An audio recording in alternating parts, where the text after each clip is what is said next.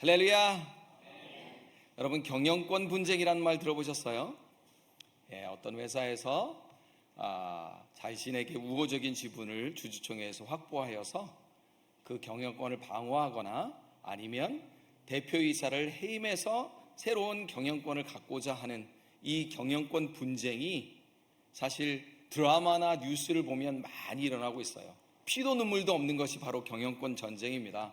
이 모자 간에 부자 간에 형제들 간에 정말로 피 터지게 싸우면서 세상 원수도 이런 원수가 없을 정도로 싸우는 것이 바로 회사의 경영권 분쟁입니다. 사실 제가 여러분들에게 말씀은 안 드렸지만 제가 사실 커밍아웃 하나 할 게 있습니다. 제가 재벌집 아들입니다. 하나님의 아들로서 엄청난 부유를 소유하고 있고 상속받을 텐데 제가 날마다 경영권 분쟁을 하고 있어요. 우리는 날마다 경영권 분쟁을 하고 있어요. 누가 우리의 마음을 경영할 것이냐? 세상이 경영할 것이냐? 아니면 하나님께서 경영하시도록 우리가 맡길 것이냐? 이 싸움 가운데 있습니다. 오늘 본문 짧은 것 같지만 이 본문이 무엇을 얘기하고 있냐면 우리 인생의 영적 경영권 분쟁을 우리가 겪고 있는 거예요. 여러분, 영적 경영권 분쟁이라는 단어 들어보셨어요? 지금 들어봤어요? 제가 이번 주에 만들어낸 말이에요. 영적 경영권 분쟁이 우리에게 있어요. 다시 한번 오늘 말씀 읽겠습니다. 너의 행사를 여호와께 맡기라. 그리하면 내가 경영하는 것이 이루어지리라. 여기서 너의 행사는 우리가 계획하고 꿈꾸고 주도하고 있는 모든 것들을, 모든 만사를 이야기하는 거예요.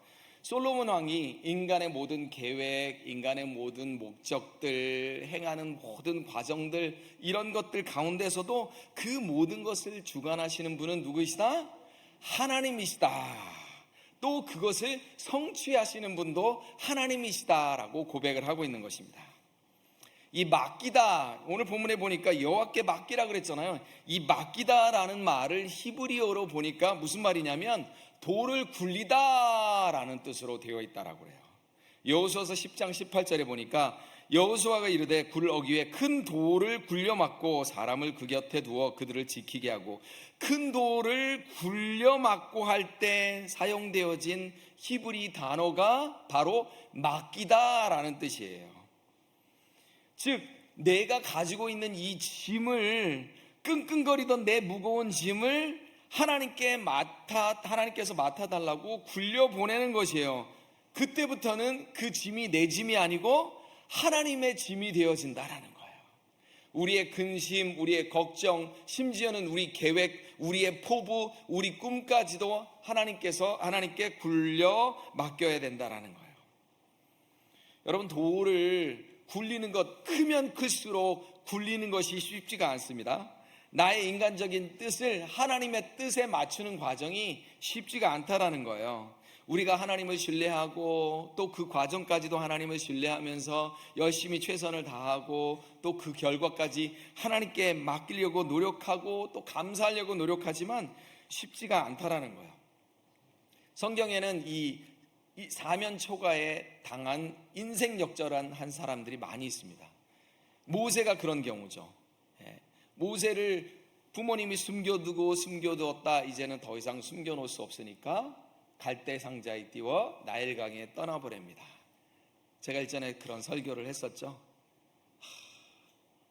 과연 모세의 부모는 자신의 아들 모세를 나일 강가에 띄워보내면서 무슨 말을 했을까? 미안하다 아들아, 내가 여기까지밖에 지켜주지 못했다라고 했을까요? 미안하다 아들아, 이것이 우리의 한계다라고 했을까요? 그런 마음도 들었을 거예요. 그런데 모세의 부모님은 어떤 마음을 가지고 있었다고요? 하나님께 띄워 보냈다라는 거예요. 질병 있는 우리 아들, 우리 딸, 아직도 제대로 자리를 못 잡고 있는 우리 아들, 우리 딸, 우리 소녀들 하나님께 맡기고 우리의 영적 나일강에 띄워보내는 저와 여러분이 되시기를 축복합니다. 아브라함이 100세 때 얻은 그 아들을 하나님께서 제물로 바치라고 그래요. 그때 아브라함의 마음이 자세히 기록되어져 있지는 않지만 30대에 얻은 아들이요? 40대? 50대? 아니고요, 언제요? 100세에 얻은 아들, 그 귀하디 귀한 아들을 제물로 바치라고 했을 때 이 아브라함은 하나님께 굴려 보내고 있다라는 거예요. 겟세마네 동산에서 피눈물로 기도하셨던 우리 예수님께서 죽을 정도로 괴롭다라고 하셨지만 결국은 하나님 앞에 하나님을 신뢰하고 자신의 삶을 하나님 앞에 내어 던지고 십자가에 내어 놓았다라는 거예요. 여러분, 우리가 마귀 때 물에 강가에 던져버린 사람 있으면 한번 손 들어보시겠어요? 없죠? 우리 아버지가요 저를 제물로 잡으려고 칼을 들었어요 하신 분 있으세요? 여러분을 내 몸을 십자가에 내어준 분 계세요? 없죠. 없지만 우리의 인생 모두도 말 못할 고통과 아픔과 슬픔과 괴로움과 각자의 사정들이 다 있어요. 그런데 여기 보니까 나의 모든 일을 여호와께 맡기면 그가 이루실 것이다 라는 이 믿음과 계획이 하나님 앞에 굴려 보내져야 하나님께서 성취하신다라는 얘기입니다. 제가 요즘 많이 깨닫는 게 있어요. 죄송합니다. 제가 이제 50이 넘어가니까 저는 15분 단위로 계획을 세워서 살던 사람이었어요. 15분 단위로. 대학 때부터 그렇게 훈련이 되어 있었어요. 탁구를 치다가도 시간이 지나면 제가 15분 내에 기분 안 나쁘게 져요. 왜냐하면 내가 15분 다음 계획이 있으니까. 그렇게 살았던 사람이에요. 그런데 죄송한데 50이 넘어가니까 세상만사 내 뜻대로 되지 않더라고요. 결국은 하나님의 뜻대로 되더라고요. 제가 여기에 와서 설교를 하고 있을 줄 누가 알았겠어요? 예수 믿으라고 하는 그 김동호 그 친구한테 제가 죄송하지만 지난번에도 그랬지만 저리 꺼져 이 자식아, 그렇게 욕하면서 전도하는 자를 배척했던 제가 설교자의 삶을 살 줄 누가 알았겠냐라는 거예요. 인생은 자신의 힘과 자신의 노력과 자신의 능력으로 사는 것이 아니라 하나님의 은혜와 복으로 사는 것이다라는 거예요. 한번 따라해 보시겠습니다. 밤새 안녕하셔서 감사합니다. 옆에 분들 봐주세요. 아유, 지난주에 뵙고 또 뵙네요가 아니고 밤새 안녕하셔서 감사합니다예요. 우리의 인생이 어쩔 줄 몰라요. 내가 60이 되고 70이 되고 80이 넘어서 밤새 안녕이 아니라 20살, 10살, 30살도 밤새 안녕일 수가 있다라는 거예요. 우리 EM 리트릿에 갔는데 정말 물사고 나지 않도록 기도 진짜 많이 했습니다. 여러분, 수영을 못하면요 물이 무서운지 몰라요. 수영을 어느 정도 해야 물이 무서운 줄 아는데 우리 EM 아이들은 몰라. 그냥 파도 치니까 와 좋다 그러고 그냥 우리 아이들만 그 보더 라인에 있고 다른 애들은 여기 있는데 우리 애들은 저 멀리 가 있어요. 다행히 굉장히 안전한 바다여서 다행이었지만 갈릴리 어브 베드로의 삶을 우리가 잘 아시잖아요. 밤새 수고하여서 지치고 지쳐서 진짜 손가락 들 힘도 없는 그 마음으로 그물을 정리하고 있는데 예수님이 나타나셔서 깊은 데 가서 그물을 던져라. 누구야 도대체? 내가 여기서 이 어부로서 평생을 살았는데 한 번도 보지 못한 어부가 나보고 깊은 데 던지라 그러는 거예요. 이해가 되세요 여러분? 그 상황이. 그런데도 그 말에 순종하고 깊은 곳에 그물을 던지니 정말 들어올릴 수 2배 가득 차서 들어올릴 수 없이 물고기가 많이 잡혔어요. 그게 바로 우리의 인생이다라는 거예요. 맡기다 라는 뜻은 굴려보내다 라는 뜻입니다. 아멘. 자, 두 번째, 맡기다라는 뜻은 굴리다라는 뜻 외에 던지다, 던져버리다 라는 뜻이 있어요. 우리가 돈이 있으면 은행에 맡깁니다. 그리고 은행에 맡겨두고 언젠가 내가 필요할 때 다시 찾으려는 마음을 가지고 맡겨요. 그죠? 요즘 한국에 지금 큰 사태가 났잖아요. 이 두 회사에서 내가 이 포인트를 다 해서 돈으로 사놨는데 회사가 지불 능력이 없대요. 그런데 여기 성경에서 말하는 맡기다라는 뜻은 뭐냐면 내가 디파짓한 것을 다시 찾으려는 요양이 아니고 쓰레기 버리듯이 던져버리다라는 뜻이다라는 거예요. 여러분, 쓰레기장에 쓰레기를 버리면서 아까워, 내가 이걸 또 가져올까? 그런 사람이 있어요. 냄새나는 쓰레기를 내가 던져버리면서 내일쯤 내가 다시 가서 이 쓰레기가 잘 있나 확인해 봐야지, 이런 사람은 없다라는 거예요. 여기 맡기다라는 단어가 바로 던져버리다라는 뜻이에요. 여러분, 쓰레기에는 미련을 두지 않습니다. 애착을 갖지 않습니다. 뒤돌아보지도 않습니다. 아까워하지도 않습니다. 다시 찾아가 잘 있나 보지도 않습니다. 다시 찾을 생각도 하지 않아요.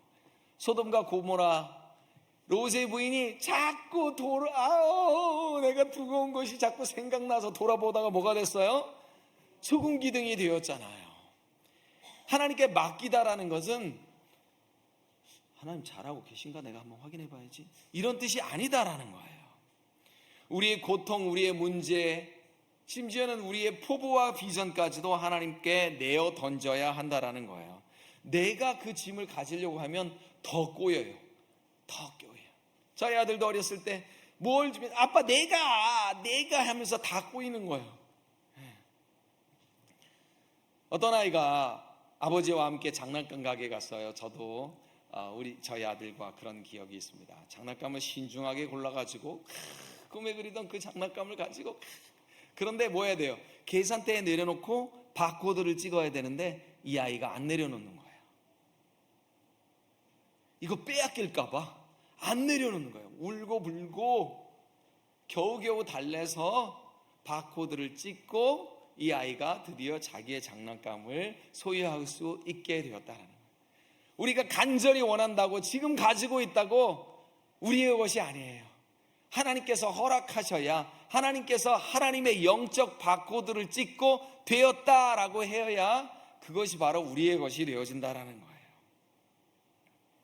우리가 움켜쥐고 있는 그것들을 하나님 앞에 내어 던져야 한다라는 것입니다.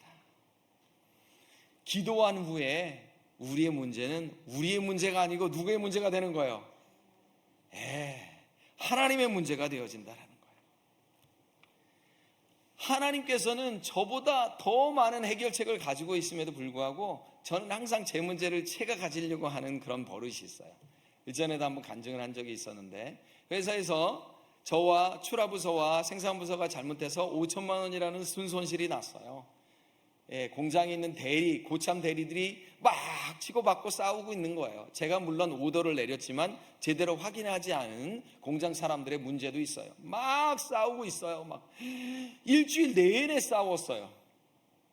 그걸 보다 못해 제가 전화를 합니다. 공장에 있는 대리님들한테. 이제 그만 블레임하고 저를 블레임하세요.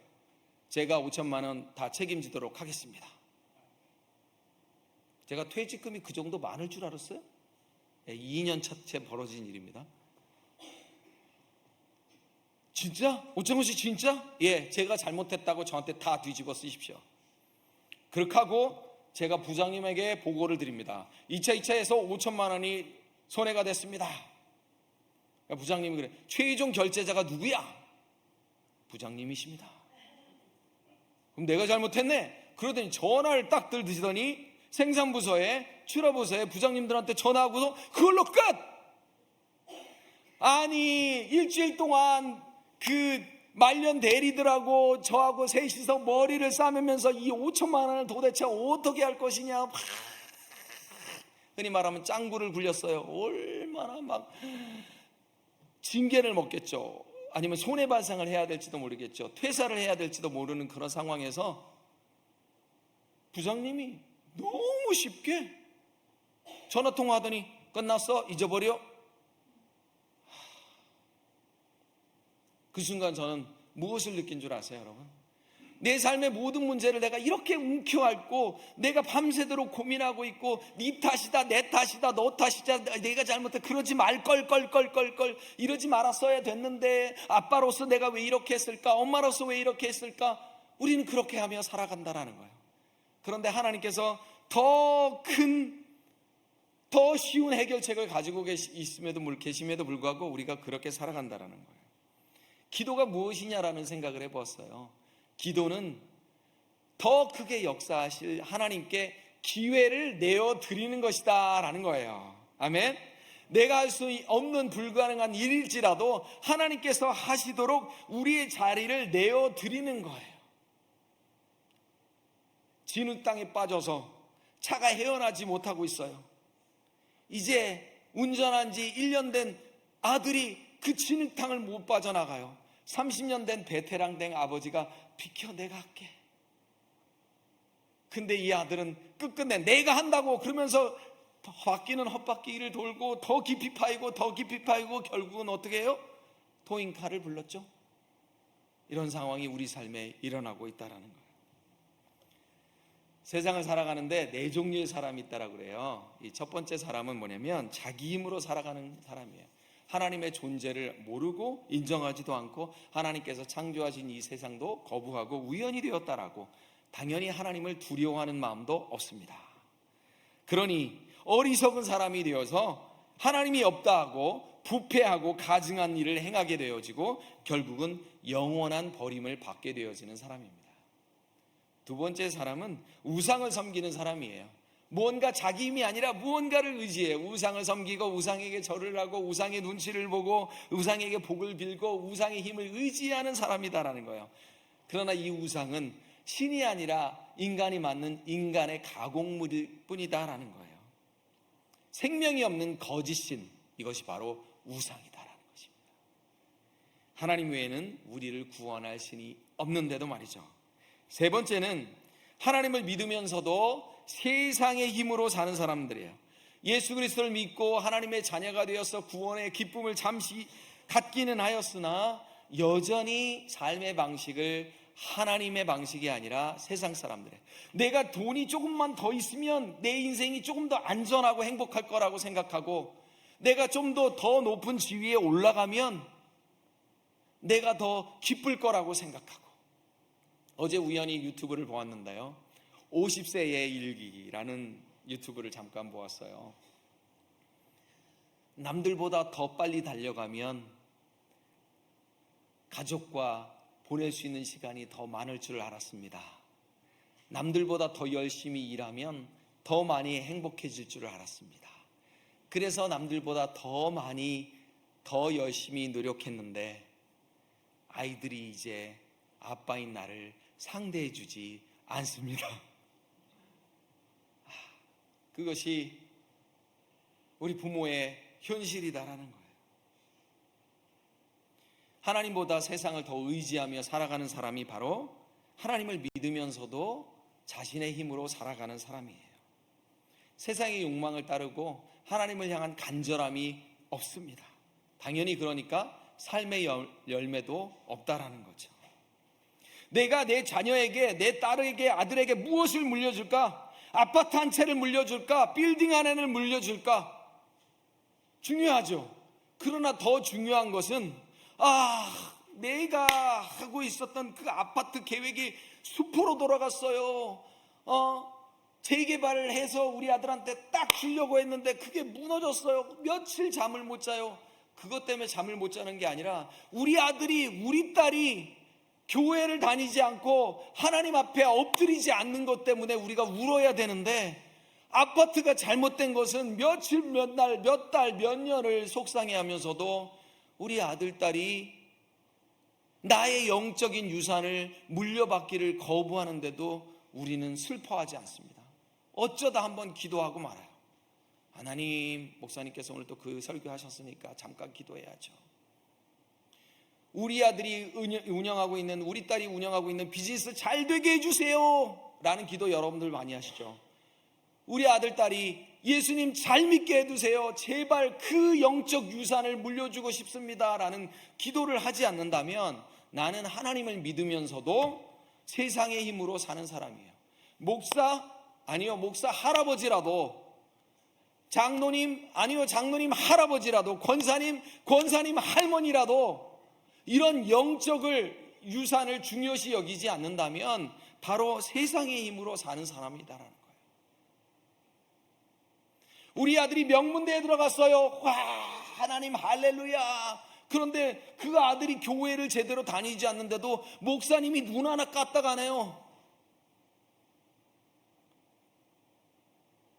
누가 그랬어요? 제가 그랬어요. 제가 그렇게 나쁜 놈입니다. 제가 그렇게 쓰레기였어요. 네 번째, 하나님을 믿고 하나님의 힘으로 사는 거예요. 내가 하나님을 믿고 새로운 피조물이 되어서 하나님 영광을 돌립니다. 내 삶의 가치관과 내가 소중히 여겼던 것들이 이제는 옛날처럼 소중하지 않습니다.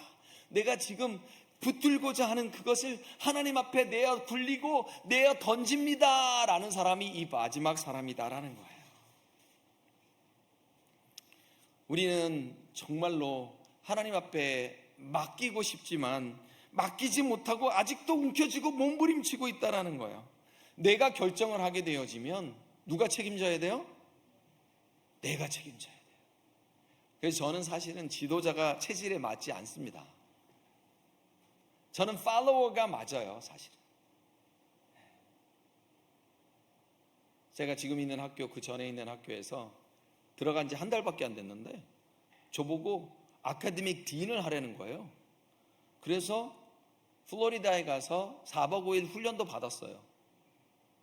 훈련을 받으니까 그냥 이건 내가 할 수 있는 일이 아니에요. 그래서 아닙니다. 이건 제가 할 수 있는 일이 아닙니다. 제가 한 달밖에 안 됐는데 교수들을 어떻게 컨트롤합니까? 내려놓았어요. 왜냐하면 내가 결정을 하게 되면 내가 책임져야 되니까. 근데 나는 그 책임을 질 능력도 없었거든요. 이제 한 달밖에 안 됐는데 어떻게 학교를 책임져요? 그런데 하나님께 맡기면 누구 책임이 되는 거예요? 하나님 책임이에요. 하나님 책임이 된다라는 거예요. 우리 한국에 찜질방에 가면 이런 문구가 있어요. 귀중품은 주인에게 맡기세요. 맡기지 않은 것은 책임지지 않습니다. 여기 보신 분들 손 들어보세요. 다 보셨을 거예요. 그렇죠? 맡기지 않은 것은 책임지지 않아요. 우리가 책임지고 싶지 않은 것은 하나님께 맡기려고 해야 되는데 우리는 책임질 수 없는 것조차도 우리가 책임지려고 한다는 거예요. 그것이 뭐예요? 우리의 죄예요. 내가 죄의 프라이스를 싹스를 감당할 수 없는데도 내가 죄를 책임지려고 하는 것이에요. 그러니까 예수님께서 십자가를 지셨다라는 거예요. 십자가를 지셨다라는 것은 무엇이냐면 야, 손 떼. 네가 책임질 수 없어. 하나님께서 책임져 주신 것이 바로 십자가다라는 거예요. 당신의 생명을 내어놓으시기까지 우리 하나님은 끝까지 책임지시는 분이신 것을 믿으시기 바랍니다. 여러분, 마태복음 8장에 보면 백부장이 나와요. 그 하인 한 명이 무슨 병인지 모르겠지만 큰 병에 걸려가지고 죽으려고 하는데 예수님을 찾아가 간절히 바랍니다. 우리 하인 중에 한 명을 고쳐주십시오. 예수님께서 가실 채비를 해요. 짐 싸고 계시는 거죠. 가자. 그러니까 아니요. 안 오셔도 됩니다. 저도 남의 수하에 있는 사람이니까 저도 남에게 우리 제 밑에 있는 부하 직원에게 명령만 하면 그대로 되더라고요. 그러니까 예수님께서 뭐라고 하세요? 이스라엘에 이만한 무엇을 가진 자를 본 적이 없다? 예, 믿음을 가진 자가 본 적이 없다. 무슨 얘기예요? 믿음은 맡기는 거예요. 예수님 말씀으로도 충분합니다. 예수님이 그렇게 하셨으니 예수님께서 알아서 하시겠지요. 아니요. 내가 직접 가서 확인을 해야죠. 예수님 제가 앞장설 테니 따라오세요. 어떻게 하는지 막 다 보고 내가 가봐야 되겠어. 그게 우리의 신앙이다. 기도를 했는데도요, 가서 내가 자꾸 확인하려고 한다라는 거예요. 어떻게 되고 있을까? 어떻게 되고 있을까? 하나님께 우리 인생을 맡기면 하나님께서는 상상하는 것보다 더 놀라운 방법으로 역사하시는 것을 믿으시기 바랍니다. 이런 이야기가 있어요. 전에 책에서 읽었는데 어느 꼬마가 체리 장수에 널려있는 이 체리 자판을 보면서 너무너무 먹고 싶은 거예요. 계속 서 있었대요. 친구는 그마저도 못하고 저 뒤에 서 있고 계속 서 있으니까 이 측은히 여긴 이 체리 장수 아저씨가 야 그러면 한 움큼 주어서 가져가. 근데 이 아이가 안 가져가는 거예요. 계속 체리만 뚫어져라 보고 있어요. 이 아이가 그러고 있으니까 이 아저씨가 한 움큼을 탁 쥐어서 이 아이 손에 쥐어줘요. 이 아이의 얼굴이 환하게 되어지고 친구 있는 곳으로 달려옵니다. 그래서 그 친구가 물어봐요. 아니 아저씨가 가져가라는데 너 왜 안 가져가고 거기 서 있었어? 이 친구의 대답이 너무너무 놀랐습니다. 아저씨 손이 내 손보다 훨씬 크거든. 맡긴다라는 것이 바로 그것이다라는 거예요. 예레미야서 33장 3절에 보니까 유다가 회복될 것을 예언을 합니다. 같이 읽겠습니다. 너는 내게 부르짖으라. 내게 응답하겠고 내가 알지 못하는 크고 비밀한 일을 내게 보이리라. 사도 바울이 예배소 교회에 편지하면서 또 이렇게 말했어요. 같이 읽어요. 우리의 온갖 구하는 것이나 생각하는 것에 넘치도록 능히 하실 뿐이다. 우리가 구하는 것, 우리가 알고 있는 상식과 우리의 지성과 우리의 인식할 수 있는 그 레벨에서 우리는 구합니다. 그렇죠? 그런데 우리가 생각하는 것 그 레벨에서 구합니다. 그런데 넘치도록 그것을 뛰어넘어서 beyond our imagination, 뛰어넘어서 응답하시는 분이 바로 우리 하나님이시다라는 거예요. 아멘. 우리가 알지 못하는 크고 비밀한 방법, 우리가 감히 상상하지도 못하고 생각하지도 못하는 방법으로 넘치도록 응답하시는 그 하나님의 축복을 받는 저와 여러분이 되시기를 축복합니다. 내가 원하는 거 내 사고방식에 틀어박혀서 저는 그렇게 살았더라고요. 하나님은, 여러분 착각하지 마세요. 하나님은 우리의 기도를 100% 응답하시는 분이 아니에요. 이거 아멘을 해야 돼 말아야 돼? 하나님은 우리의 기도를 100% 응답하시는 분이 아닙니다. 1000%, 10,000%, 억만 프로 그 이상을 응답하시는 분이 우리 하나님이신 것을 믿으시기 바랍니다. 나의 수준으로 하나님의 수준을 판단하지 말기를 바랍니다. 유한한 존재가 무한한 존재를 판단하려고 하니까 하나님께서 내 기도를 응답하지 않았어라고 우리가 판단을 하게 되어진다라는 거예요. 이성의 방법이 아니라 하나님의 방법으로 하나님의 수준으로 응답을 받는 저와 여러분이 되시기를 축복합니다. 우리가 하나님께 맡기고 그 응답을 받으려면 우리가 마스터 키가 있어야 돼요. 그게 뭐냐면 잠잠히 참고 기다려야 된다는 거예요. 이 잠잠이라는 말은 무슨 뜻이에요? 아휴, 내가 그냥 하고 싶은 말이 많은데 그래도 참자. 여호수아가 이 백성들이 여리고성을 돌 때에 뭐라고 그랬어요? 다른 거 하지 말았어요. 자, 너희는 성벽에 있는 군사가 몇 명 있는지 확인을 하고 그들의 병기가 어떤지를 확인을 하고 너희가 어떤 제스처를 취했을 때 성문에서 몇 명의 사람이 군사가 나오는지를 확인을 하고 이런 얘기 하지 않고요. 아무 얘기도 안 했어요.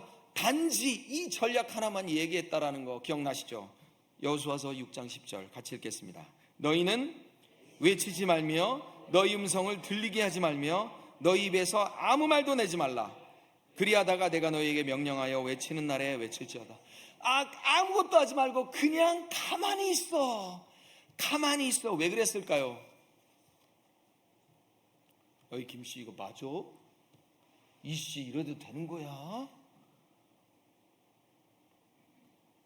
야 누군 그렇게 하고 싶어서 하는 줄 알아? 우리 대장님이 돌라고 그러니까 돌지. 야 침 좀 그만 뱉어.